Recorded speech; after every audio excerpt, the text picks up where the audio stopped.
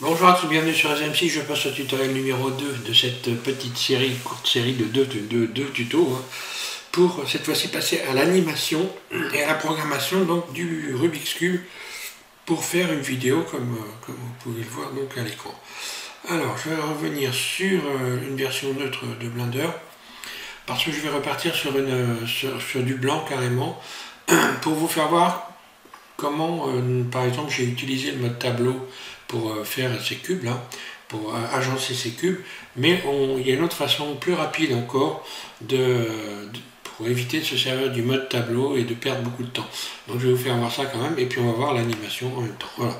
Allez, c'est parti, je repars sur une autre fenêtre de Blender 2.90 et je vous fais cette démonstration d'animation d'un Rubik's Cube. Voilà, donc on repart sur Blender 2.90, donc je rajoute un cube.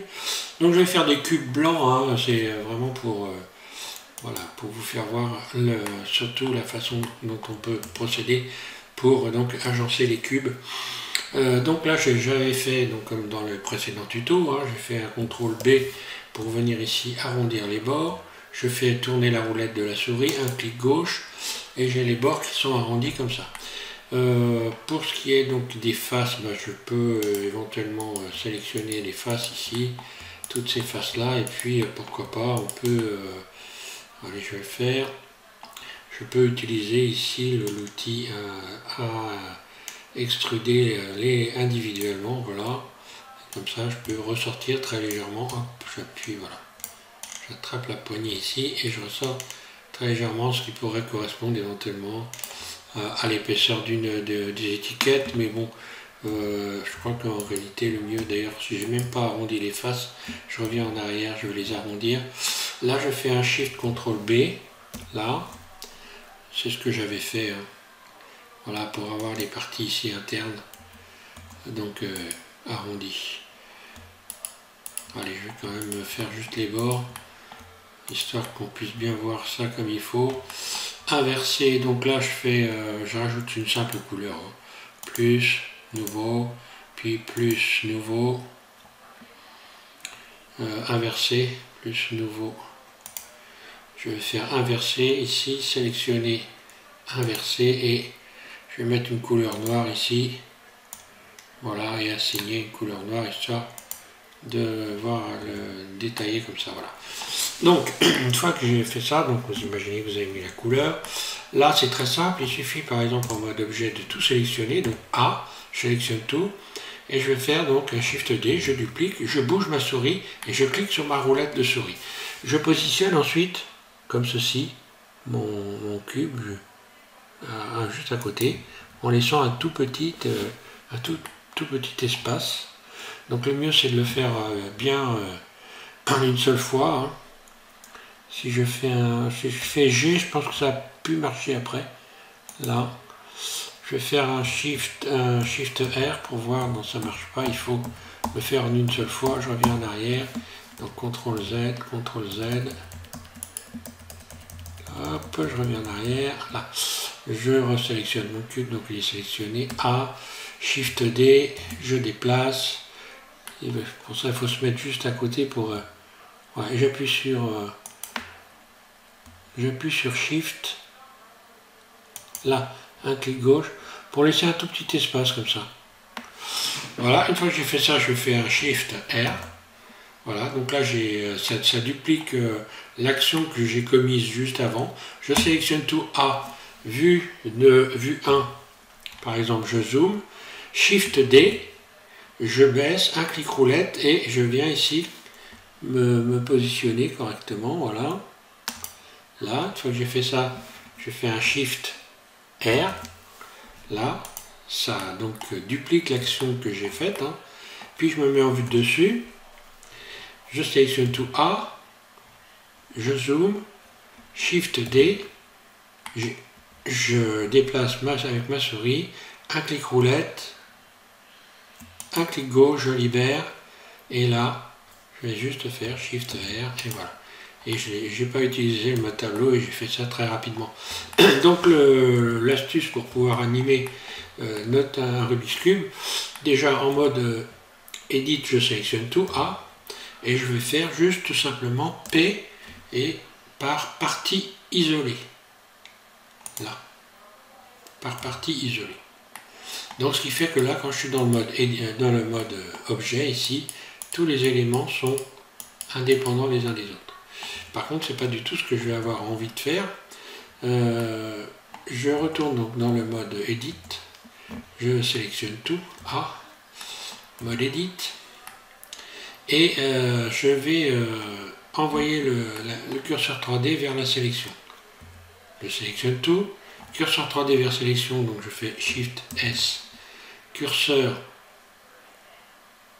ici vers la sélection, et je vais déterminer en mode objet que l'axe global de mon Rubik's Cube, c'est le curseur 3D. Là, voilà.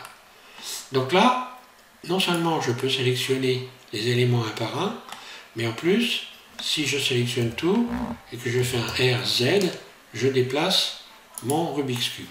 Donc pour pouvoir tourner les éléments, faire tourner les éléments, je me mets dans une vue axée par exemple. Ici, je clique sur le B et je vais faire une sélection, par exemple, comme ceci. Donc très fin pour éviter. Alors attention à ne pas sélectionner autre chose surtout. Voilà, là je me mets en mode transparent, comme ça on voit bien qu'on a fait la bonne sélection. Et là, si je fais un RX90, là, bien voilà, ça a tourné. Et d'ailleurs, tiens, bim, bim, bim. Je sais pas si ça, c'est pas un truc qui va pas le faire. Si, non, c'est bon. Ouais. Alors, donc maintenant on va passer à l'animation. On a nos éléments qui sont donc normalement programmés comme il faut, là, donc je vais me remettre dans une vue, voilà, ici, et je vais commencer l'animation. Donc pour l'animation, moi je ne me tracasse pas la tête, hein. Je sélectionne tout. Déjà, je commence par mettre ici le manipulateur de déplacement, j'enclenche ici l'enregistrement, et puis je clique sur la flèche bleue par exemple, ou rouge, peu importe, ce qui m'a permis ici d'engager donc des images clés pour tous les éléments qui sont sélectionnés. Lorsque je vois ici, voilà, on les voit, hein. Donc chaque cube a donc, enregistré au départ. Une fois qu'on a fait ça, ben c'est simple, je vais déplacer par exemple ici de, je sais pas, on va dire les 10 images par exemple. Je déplace de 10 images et voilà, je vais revenir ici, je me remets en vue 1 et je sélectionne B. Donc là on peut sélectionner, hein, comme ça, là. Je regarde si j'ai bien la bonne sélection. Et puis là je vais par exemple faire une rotation sur l'axe X. Donc si je fais RX90, hop là, de ma sélection RX90, voilà. Un clic gauche, je libère, ça m'a engagé une image clé. Et voilà ce qui se passe. Donc là, si je fais la lecture, ben voilà. Donc c'est pas plus compliqué que ça. Si je passe image par image, voilà. Hop, ici. Voilà. Donc une fois que j'ai fait ça, donc là c'est là qu'il faut bien repérer le truc, il faut donc déterminer pour le prochain mouvement l'emplacement de tout le Rubik's Cube. Donc là je resélectionne tout A et je vais enclencher une image clé. Un clic gauche. On voit que j'ai enclenché une image clé. Et maintenant je peux éventuellement, donc je me mets en vue 1 par exemple, sélectionner B, la partie du milieu, ici, là. Puis faire une rotation RZ 90. Donc en ce qui concerne les rotations, mieux vaut utiliser le pavé numérique avec soit des angles de 90 degrés, soit 180, soit 45, mais utilisez toujours avec le pavé numérique, hein, pour ne pas se retrouver avec des petits mélanges. Donc là je vais par exemple faire tourner le milieu ici du cube. Donc je resélectionne tout, A, puis j'enclenche une image clé ici en cliquant sur la flèche, puis je déplace, et puis je désélectionne tout, B, et je me remets en vue 1 par exemple, puis B, je sélectionne ici cette partie centrale, voilà. Alors là on voit qu'il faut faire attention, je recommence, parce que, pourquoi ça fait ça, j'en sais trop rien, mais bon, il faut vraiment faire gaffe à ça. Là, voilà. Je regarde en mode transparent, oui c'est bon. Voilà. Et puis donc je vais faire appliquer une rotation de, allez on va dire tiens on va s'amuser. Je fais une rotation de R, donc XR, X45, là. Un clic gauche, puis je passe, on va dire 3, 4, 5 images. Puis RX moins 45, je reviens ici, puis je passe quelques images, encore une fois, là,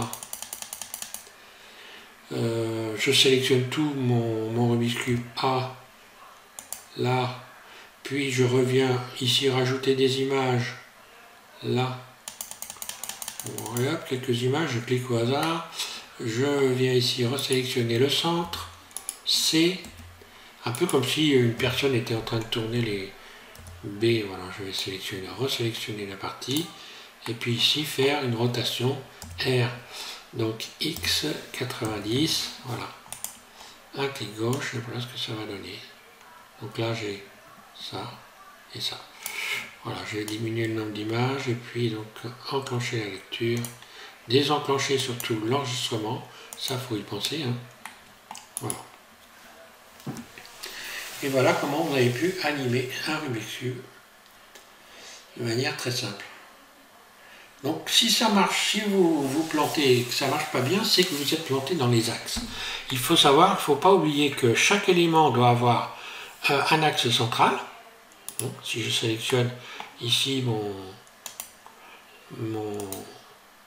ce cube là, mais là il a un axe qui lui est propre, puisqu'on a déterminé que chaque élément était individuel. Hein.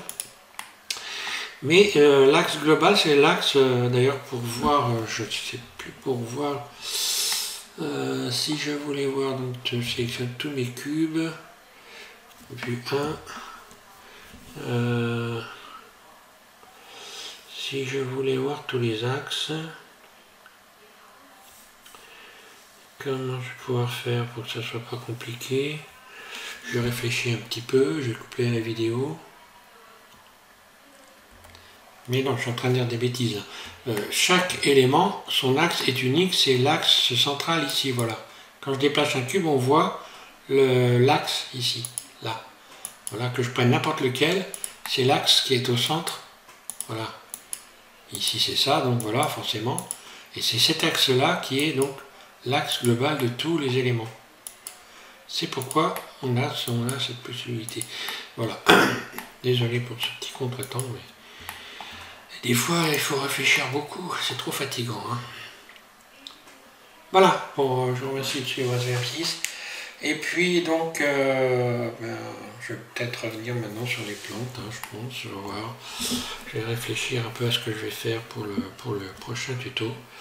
Voilà, merci à vous de suivre SVM6. Et puis, eh bien, amusez-vous bien avec tout ça.